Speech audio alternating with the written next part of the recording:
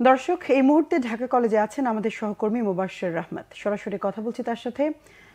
Mobashwer, ৭ college নিয়ে নতুন সিদ্ধান্তের পর শিক্ষার্থীরা কি বলছেন, আর সবশেষ কি তথ্য আছে আপনার কাছে?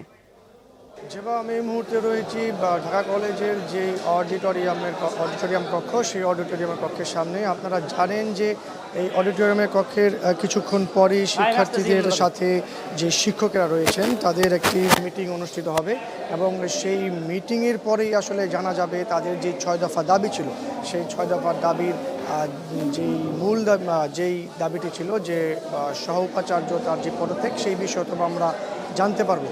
তাছাড়া আপনাদেরকে আরেকটি বিষয় যদি জানিয়ে রাখতে চাই যে আপনারা জানেন যে এই ৬ দফার দাবির মাঝে যেটি প্রধানতম দাবি ছিল যে তাদের ৭টি কলেজ, ঢাকার যে বড় 7টি কলেজ রয়েছে সেই 7টি কলেজকে ঢাকা বিশ্ববিদ্যালয়ের অধিভুক্ত থেকে বাদ দিয়ে আলাদা স্বতন্ত্র বিশ্ববিদ্যালয় গঠন করতে হবে। সেই দাবি কিন্তু ইতিমধ্যেই গৃহীত হয়ে গেছে এবং ছাত্রদের সাথে কথা বলে আমি যেটা জানতে পেরেছি যে তারা বলছেন যে আমাদের যে মূল দাবি সেটা আমরা পেয়ে গিয়েছি এবং বাকি যে 5টি দাবি ছিল সেই বিষয়ে আমরা এখন আলোচনা করব এবং আলোচনার পর শিক্ষকদের সাথে আলোচনার পরেই তারা বাকি বিষয়টি বলতে পারবে।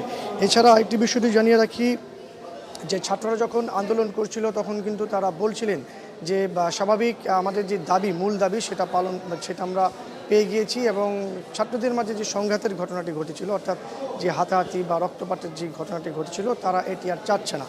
তো সর্বোপরি যদি বলা যায় এই যে মিটিংটি হবে সেই মিটিংয়ের পরেই আমরা তাদের যে ৬ দফা দাবি বা তাদের যে 4 ঘন্টার আলটিমেটাম ছিল সেই আলটিমেটামের বিষয়ে বিস্তারিত বলতে পারবো।